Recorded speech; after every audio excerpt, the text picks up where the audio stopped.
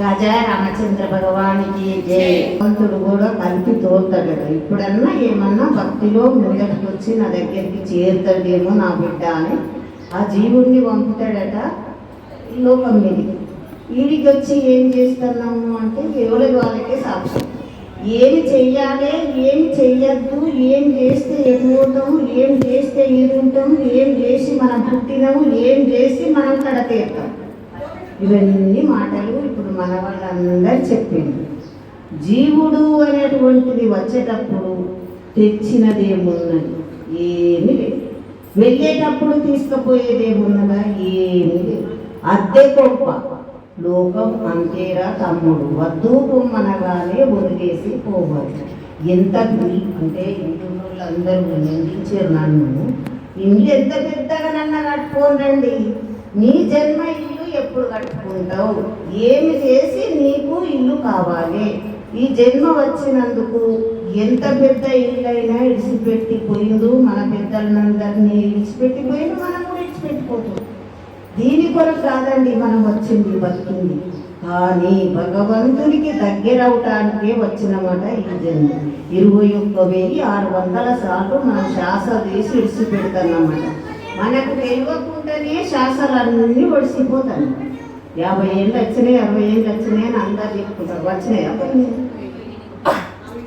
అసలు మనకు తెలిసి మాట్లాడుతున్నామా, తెలియక మాట్లాడుతున్నామా? వచ్చినాయి అంటున్నావు. వచ్చినాయా? నేనే లేకపోయా, పోనే పాయ. 50 ఏళ్ళు పోయినాయి అని వాళ్ళని చెప్తున్నారండి. మనకు ఒక భూత పదమైంది. ఎందుకయింది అంటే మన పెద్దలు కట్టున్నాయి అన్నారు. నాకు 70 ఏళ్ళు వచ్చినాయి, వచ్చినాయి అన్నీ అరిగిపాయ. రోజుకు రోజు 21,600 సార్లు మన శ్వాసలన్నీ ఒడిచిపోతున్నాయి. తిరిగి మళ్ళీ రావు ఆ శ్వాసలు, మళ్ళీ రావు, కరిగిపోతున్నాయి. కరిగిపోయేదానికి సంపాదించుకునేది ఎంత కావాలండి? ఒక ఆయన నట ఆషాఢ మాసంలో ఇట్టే పెట్టలేదండి. కార్తీక మాసంలో అందరూ బండి కట్టుకపోయిందని ఆయన కూడా బండి కట్టుకోకపోయింది. ఏముంటుందండి దుఃఖిలా?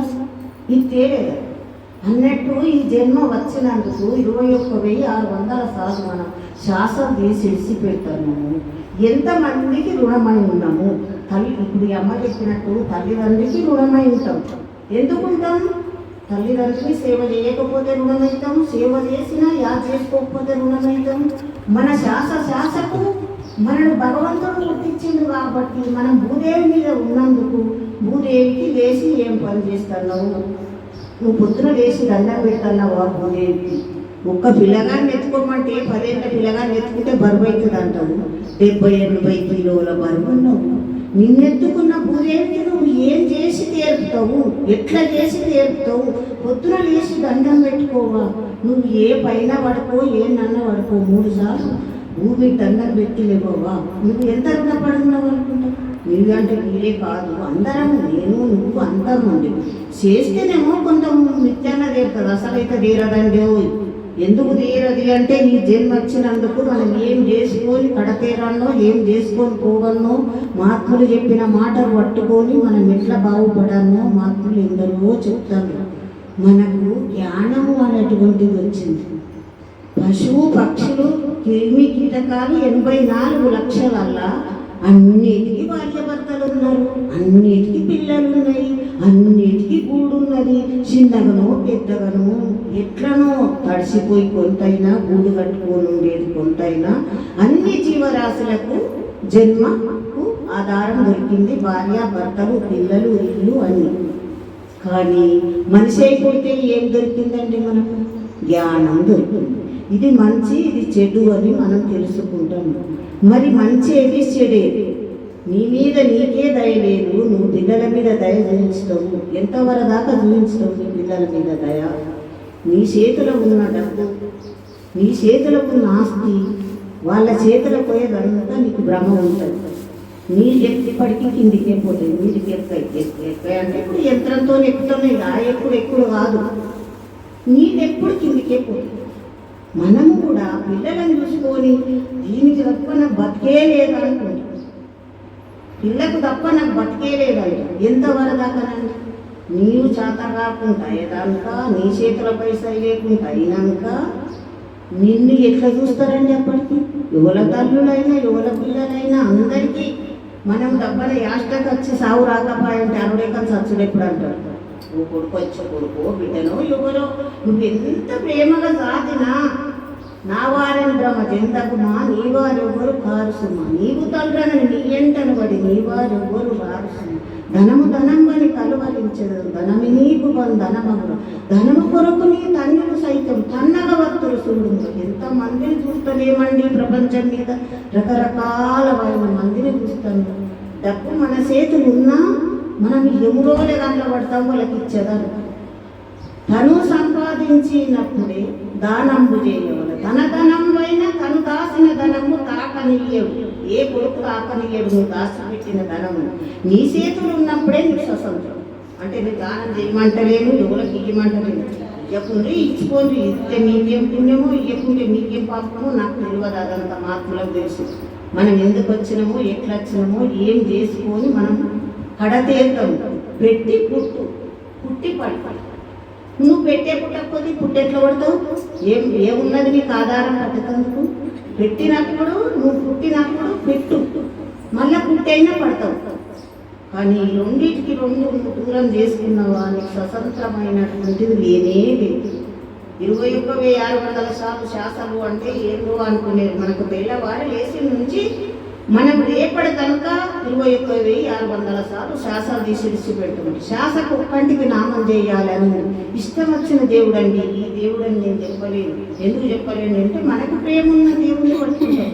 నేను చెప్పిన రాముడిని పట్టుకోమని చెప్తాను. ఇష్టం వచ్చిన దేవుడిని పట్టుకున్నా. మనం భూమి మీద పుట్టినందుకు 24 గంటలు ఉన్నాయి మనకు టైం. ఏ గంటలు ఎటు కేటాయిస్తాను? నాకు పెద్దగా తెలియదండి, నాకు చదువు రాదు, ఏం చేయాలి, చదువు రాదని సత్యదాకా సామునేసులేక యుద్ధం చేసుడు ఎప్పుడు అన్నాడు. చదువు రాదే రాదు అనుకుంటే కుసంతనం రాని వచ్చింది. అది ఏమన్నా కొనుక్కుంటే దొరికే చదువా? ఏది కాదు కదా, ఎవరన్నా ముట్టుకుంటే వచ్చే చదువా? అది జ్ఞానంతో చదువుకుంటే వచ్చే జ్ఞానం. చదువు చాలా మంచిదండి.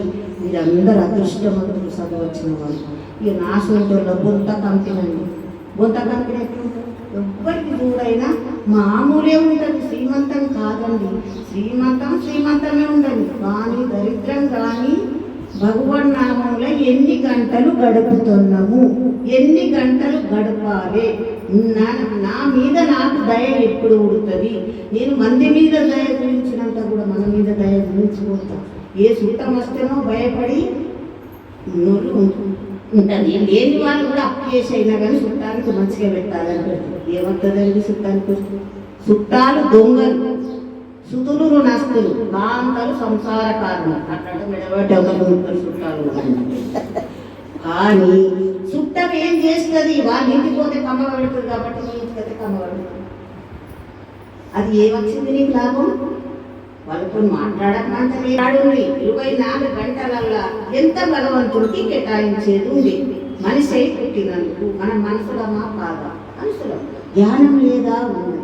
మరి వైరాగ్యం లేదా? ఉన్నది. ఎప్పుడు వైరాగ్యం ఉంటుందంటే మనోడోడన్న తిట్టినప్పుడు గట్లనే తిరుగుతాడు అని వైరాగ్యం వస్తుంది. అప్పుడే ఎంతసేపు అనుకున్నావు అండి? కొద్దిగా సేపే వచ్చి ఈ కొడుకు మానేసుకొని తింటది వాళ్ళ పెద్దల మాట్లాడతా.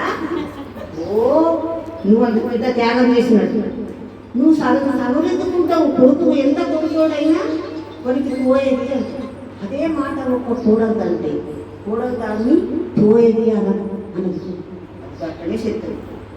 అది పరాయించుకే వచ్చింది. అది గట్టనే చేస్తుంది కదా. అట్లా కాదండి. కూడలు కానీ బిడ్డ కానీ ఇయ్యల్లా కూడలు ఇంట్లోకి వచ్చి 2 మాటలు అన్నది అంటే మనకు దేశం వస్తుంది, రాదని నేను చెప్తుంది. అదే బిడ్డనే ఇంట్లో పెట్టుకో, కూడలు కానీ ఎక్కువ అవుతుంది. బిడ్డలు ఎవరన్నా పెట్టుకున్నాడు అనుమానపడేది నేను చెప్తున్నా. బిడ్డని ఇంట్లో పెట్టుకుంటే కూడలు కన్నా ఎక్కువ శత్రురాలండి. మీరు అనుకుంటారు దూరం ఇస్తారు కాబట్టి రుచిగా వస్తుంది, రుచిగా మీరు పోతారు, మీకు ఇంత అంత కమ్మ చేసి పెడతారు, మీరు వచ్చిందని చేసి పెడతారు. బిడ్డని నాకు బిడ్డ చాలా అమాయకురాలు నా బిడ్డ. కానీ నేను చెప్పుకునే దానికి చెప్పుతున్నా కానీ నేను ఆమెకి ఎంత దూరమో ఉంటా. ఏముంటా తిండి ఆమె దగ్గరనే తిన్నా, మాటలలో అయితే దూరంగా ఉంటాను. నాకు పిచ్చి వేషం పాడైందండి, ఇట్లా మాట్లాడుతున్నాను ఏదో కోపం. ఈ కోపం ఎట్లా పోతుంది అంటే ఒక ఆయన అన్నట కాసిపోయి కోపం వేసి పెట్టచ్చు. ఇంటికి వచ్చినాక అందరూ అడిగిందట ఏం వేసి పెట్టినావు, ఏం వేసి పెట్టినావు, కోపం వేసి పెట్టినావు, ఎన్ని మాట్లాడినా కదా కోపం వేసి పెట్టినావు, కోపం వేసి నల్లరాని వచ్చి ఎంత దూరం కోపం. నాకు కట్టుకుని కోపం ఉంది. నా కోపం ఎప్పుడు పోతుంది అంటే దప్ప ఎత్తునే పోతుంది. ఈ దరిద్రంలో దప్ప ఎత్తునే పోతుంది. ఇక దగ్గరికే వచ్చే దప్ప పోతుంది. కోపం పోతుంది, కోపం పోతుంది అంటే పోతుంది. ఆయన కాసిపోయి ఇంతగానే తెప్పించే వచ్చినాక అందరూ అడిగారు కదా కోపం ఎటు పోతుందని. నువ్వు చాలా 6 నెలలు పుణ్యం చేసుకొని ఒక్కనాడు కోపం వస్తే 6 నెలల పుణ్యం కూడా పోతుందని ఉన్నదండి. చాలా ప్రమాదము. ఈ బతుకుట్లో కూడా సామాన్య బతుకులు కాదు. మనం అంతా గైరాజు ఉన్నాం కాబట్టి మనకి ఏర్పడతలేదు.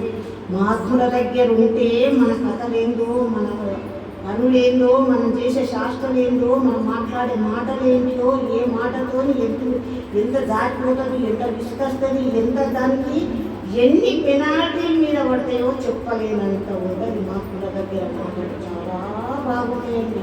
మనం ఏదో అనుకుంటే మనం ఉంటుందంటే వాళ్ళు తిండి మనకు పట్టకు లేక వాళ్ళు సన్నాసులు అయింది, మనకు పట్టకుండి ఇంట్లోనే తింటున్నాం, ఇంట్లోనే కూర్చుంటాం. ఎంత దూరం కూర్చుంటామా, జీవుడు వెళ్ళిపోయేదాకా కూర్చుంటాం. ఎంత మనవారైనా ఎంత ప్రాణం ఉన్నా ప్రాణం పోయినాక కనీసం శత్రులను పెట్టుకున్నాడని పెట్టుకుంటాడండి. వానత్వం ఎవరన్నా ఇంత సూర్కిని కన్నడాన్ని ఎందుకు రాని ఉన్నప్పుడు ఎంత ప్రాణం మాయ చెప్పి ఉన్నప్పుడు నువ్వు సత్య నేను దత్తా అంటాడు. ప్రాణం ఏం లేదు, మళ్ళా అదే వస్తుంది. ఒక ఆయననట మహాత్ముల దగ్గరికి సత్సంగానికి ఉన్నాడు. పోతేనట ఆయన సత్సంగానికి పోయేటప్పుడు ఎంతసేపు ఓపినట ముందు వెళ్ళేసి వచ్చింది. మహాత్ముడు ఏమన్నాడట, ఏమండి నీకు సత్సంగం వినబుద్ధి అవుతుందా, వినబుద్ధి అవుతలేదా, ఎంతసేపు వస్తావు సత్సంగానికి మొదలే వేసిపోతాంటే మా ఇంట్లో మా ఊరు నన్ను కంటే పెట్టుకొని చూస్తాడు. నేను ఇంతంత చీకటి అయిందంటే నేను రాకపోతే మా వాళ్ళు బతకనే బతుకుతారన్నాడు. అంత ప్రాణం మా మీ వాళ్ళ కంటే చాలా ప్రాణం అండి. నా భార్యకు కానీ, నా కొడుకు కానీ, నా తల్లిదండ్రికి కానీ నేను జత్తా అంటారు అన్నాడు. అంత మంచిగా ఇంత ప్రేమ ఉన్నారు అని మహాత్ములు సామాన్యులు కాదండి. మనను ఉద్ధరించటానికే మహాత్ములు ఉంటారు. మనం ఏదో అనుకుంటాం. ఈ ఏకాదశి పెట్టేటందుకు కూడా ఆ మహాత్ముడు ఈ మహాత్ముడు దగ్గరికి పోయి ఆ మహాత్ముడు వేసుకున్నాడు కాబట్టి అదే పాండురంగ ఆశ్రమం పోయి వచ్చింది కాబట్టి ఆ గోవిందరాజు కూడా ఈ తనను పట్టుకొని చూసిండు కాబట్టి ఏదో తన మాకింత దొరికిండు కాబట్టి మేమేదో రామకృష్ణ అనుకుంటా ఇట్లా ఈ గంటలు పెట్టుకొని పిల్లలందరూ ధైర్యంగా ఇచ్చేపటికే ఇట్లా ముందరికి నడుస్తున్నాం. మేము కూడా నడిచేంత శక్తి మా దగ్గర లేదండి. ఆ భగవంతుడు ఏదో నడిపించినన్ని రోజులు నడుస్తుంది కావచ్చు. ఆయన కూడా మా వాళ్ళు అనేక గంట కన్ను పెట్టుకొని చూస్తారండి. కొద్దిగా వరకు రాకపోతే ఉంటే అట్లా నాన్న మాత్ర ఇచ్చిందట దవడకెత్తుకొని పడుతున్నామంటే దవడకెత్తుకొని పడుతున్నాను. పిల్లల వరకు కాలు చేతులు గిట్లో పెట్టి ఆయనతో ప్రాణం ఏం చెప్తారండి ఎవరైనా ఏడ్చిండ్రట. ఏడ్చి అయ్యో సరిపోయా ఎట్లా ఏం కదా అంటే ఎదిరింటి ఆయన పక్కింటి ఆయన వచ్చి అయ్యో కాలు చేతులు గిట్లో పెట్టి ప్రాణం పోయింది కదా, మీ దర్వాజా చిన్నగా ఉన్నది కదా, మరి కొంచెం దర్వాజా ఇక్కడక్కడ తీసుకుపోదామని గడ్డపార తెచ్చింది. తేంగని ఏడ్చుకుంటూ భార్య ఏమన్నదట, అయ్యో గడ్డపార ఎందుకు తెచ్చిందండి అని. అయ్యో మీ దర్వాజా చిన్నగా ఉంటే మీ భర్త ప్రాణం గిట్లో పెట్టి ప్రాణం బాయే ఎట్లనండి అని. ఎట్లయినా కాలేసుడే కదా అవ్వా, కంటే కన్ను పెట్టుగా చూసేవాళ్ళు ఎట్లయినా కాలేసుడే కదా. కాలేసేటోళ్ళకు కట్టెలలో పెట్టేటప్పుడు ముక్కలై పెడితేంది, సేవం పథకం పెడుతుంది ఎట్లయితే ఎట్లయినా ఒకటే కాలబెట్టుడే కదా, అందుకేం రాదు. ఏమన్నా పుణ్యాత్తులు ఉంటే నష్టంగా తీసుకుపోయి దొంగలు కలిపెడతారు కానీ ఏం చేసుడు లేదు కదా. అయ్యా ఈ మాట కూడా నేను ఒక మాట చెప్తాను. ఆడివాళ్ళను సాధకుంటే పాపం మగవాళ్ళ సాధ్యం పుణ్యం అయితే వీళ్ళు కొట్టుకోండి. మగవాళ్ళు భర్త కాబట్టి భరించుతాడు కాబట్టి సాధాలి, సాధకుంటే పాపం. సాధ్య పుణ్యం ఏంటి?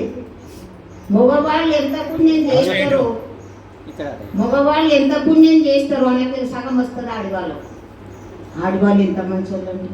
ఒక్కటి ఇంటికి వచ్చినప్పుడు అన్నం పెట్టినప్పుడు కోపానికి రాకుండా ఒక్కటే నేను చెప్పేది. ఎట్లా అంటే బాగా బాగా స్వచ్ఛంగా వింటే మనకి ఎట్లా ఉద్ధరణ అవుతాము, ఎట్లా బాగుపడతాము అది తెలుస్తుంది. కాబట్టి ఆయన ప్రాణం పోయింది కాబట్టి పక్కింటోళ్ళు గడ్డపార తెచ్చింది కాబట్టి ఏడ్చుకుంటా భార్య ఏమన్నదట, అయ్యో గుడ్డలు తెచ్చి బుధాల కాడికి తీసుకపోతే అయిపోతుంది కదా, ఎట్లయినా వాళ్ళ పెట్టుదేమో అనగానే ఆయనతో ఆ మార్పుడు వచ్చిండట, సత్సంగం చెప్పే మార్పుడు వచ్చింది.